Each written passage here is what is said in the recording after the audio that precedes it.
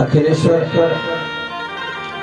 अचित with अकारण करुणा वरुणालय भक्तवांछा कल्पतरु तडिंदित विनिंदित पट पीतांबरधारी श्रीवाल कृष्णलाल की वांगमय प्रतिमूर्ति श्रीमद् भागवत महापुराण एवं श्रीमद् भागवत महापुराण के रसिक श्रोतावृंद, प्यारे प्रिय प्रभु प्रेमियों, कल के प्रसंग में आप लोगों ने श्रवण किया कि तमद्भुतं बालकमम्बुजेक्षणं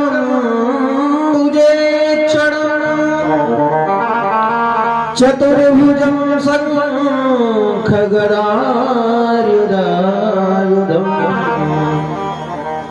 तम अद्भुतम बालकम। भगवान का जब जन्म होगा तो साधारण बालक की भांति नहीं होगा। भगवान श्री सुखदेव जी कहते हैं परीक्षित तमद्भुतम बालक मम्बुजेक्षणं, बहुत ही अद्भुत बालक का जन्म हुआ। चतुर्भुजा रूप से भगवान ने अवतार धारण किया। चार चार हाथ हैं, सहस्र शीर्ष पुरख सहस्राक्ष सहस्रपात, हजारों सर हैं। भगवान बहुत विकराल रूप से अवतार धारण किए और भगवान के जन्म लेते ही वसुदेव महाराज महारानी देवकी कारागार में थे, लेकिन सारी बेड़ियां जो कंस महाराज के सैनिकों द्वारा लगाई गई थी सब चट चट चट चट करके टूट गई। भगवान को तो गोकुल में आश्रय दे दिया गया वसुदेव जी के द्वारा, लेकिन गोकुल से लाई गई जो कन्या थी, कंस महाराज ने विचार किया कि आकाशवाणी में पुत्र या कन्या की बात तो हुई नहीं थी। आकाशवाणी तो इतना ही कहा कि अस्यास्त्वामष्टमो गर्भो हन्यसायां भसेर्बुधा, देवकी के 8वें गर्भ के द्वारा तुम्हारी मृत्यु सुनिश्चित होगी। क्यों ना देवकी के इस 8वें कन्या को मैं मार डालूं। महाराज कंस उस कन्या को जैसे उठा के पत्थर पे पटकने का प्रयास किए कि हाथ से छूट करके कन्या आकाश में उड़ गई। और इतना अद्भुत रूप है उस कन्या का कि आकाश में जाने के पश्चात वह कन्या कहती है कि अरे दुष्ट कंस, तू मुझे क्या मारेगा? तुझे तो मारने वाला ब्रज के 84 कोस में जन्म ले चुका है। कंस कहते रे मैया बताती तो जाओ कि ब्रज के 84 कोस में किसके घर जन्म लिया है। मैया बोली वो तो तुम ढूंढ लो, लेकिन ब्रज के 84 कोस के अंदर तुमको मारने वाला जन्म ले चुका। महाराज कंस को बड़ी चिंता हुई, बड़ा खेद हुआ कि मुझे मारने वाला संसार में आ गया है, जन्म ले लिया है। इधर गोकुल में नंद बाबा की उम्र 85 वर्ष की है गई है और मैया यशोदा की भी उम्र 85 वर्ष की हो गई, बुढ़ापा आ गया। लेकिन किसी संतान का जन्म नहीं हुआ ना जी। या ताई थे बाबा को बड़ी तकलीफ है रही है। क्योंकि धिक्कुलम संतति बिना, संतान के बिना तो कुल को धिक्कार है। लेकिन संतान अच्छी होनी चाहिए, गुणवान संतान होनी चाहिए। वैसे तो धृतराष्ट्र महाराज के 100 पुत्र थे, लेकिन 100 पुत्र में कोई काम का नहीं था। सब मिलकर के किसी से द्रोह करते, द्वेष करते, कलह करते। ऐसी संतान से भला तो संतानहीन व्यक्ति ही ठीक है। संतान हो तो गुणवान हो, विवेकवान हो, विचारवान हो। जिस संतान के द्वारा अपने तो संतुष्ट हो तो अच्छी बात है, ऐसी संतान को जन्म दो जिस संतान के द्वारा हजारों लाखों लोग सुख को प्राप्त करें। ऐसा संस्कार दो, ऐसा ज्ञान दो, ऐसी शिक्षा प्रदान करो जिससे अपना कुल तो धन्य हो ही जाए, लेकिन कईयों के कुल का उद्धार हो जाए। ऐसी संतान होनी चाहिए। ऐसी संतान होती कैसी है? देखो, गर्भाधान के उपरांत जब माताएं धर्म का कार्य करती हैं, पूजा पाठ करती हैं, भगवत कथा श्रवण करती हैं, तो जो संतान होने वाली है वह संतान गुणवान होगी, विद्वान होगी, विवेकवान होगी, विचारवान होगी, संतों का आदर करने वाली होगी, ब्राह्मणों का सेवा करने वाली संतान होगी। लेकिन अगर माता जी मोबाइल पे कार्टून देखेंगी तो बच्चा पैदा होते ही कार्टून हो जाएगा। प्यार से बोलो जय श्री कृष्ण, जय श्री कृष्ण। तो अगर संतान, अगर आपकी इच्छा है संतान संस्कारी हो तो इतना त्याग आपको करना पड़ेगा। हाँ,